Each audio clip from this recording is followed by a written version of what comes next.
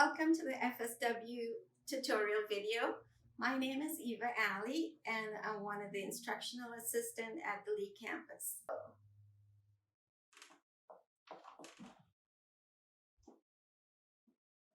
Now, some of you may have heard the saying, "Please excuse my dear Aunt Sally." P represents your parentheses, E exponents, M is multiplication, D is division, adding, and subtracting. So when you're doing your order of operations, because it says multiplication and division, it actually works when you go from left to right.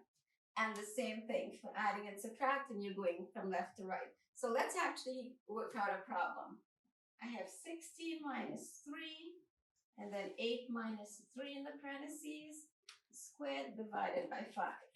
So if I'm following my rules, first thing I need to do is work within my parentheses. 8 minus 3 is 5. Everything else comes down as it is. Next, I can do my exponent. I have an exponent here. So I have 16 minus 3 times 25 divided by 5. Now remember, we said it's multiplication or division. Which one comes first when you're going from left to right? So therefore, this part is going to be next. And now you have 16 minus 75 divided by 5. Do your division next. So that's going to be 16 minus 15, which is going to give us 1 as an answer. So working with the numbers, this is how it's going to look. Let's do some with a letter now. Okay, so again, we're starting with the innermost parentheses. Now notice in the parentheses, there's nothing you can actually combine. So my next step would be to distribute the negative sign. Think of this as actually a negative 1. So you're distributing a negative 1 to what you have in parentheses. The 3 comes down. Negative 1 times 4 is going to give me a negative 4 or minus 4. A negative times a negative would be a positive 3x. I'm going to bring down everything else. Keep it the same. Now, still working in the brackets or the parentheses, I can combine like terms. 3 minus 4 can be combined. That's going to be negative 1 plus 3x.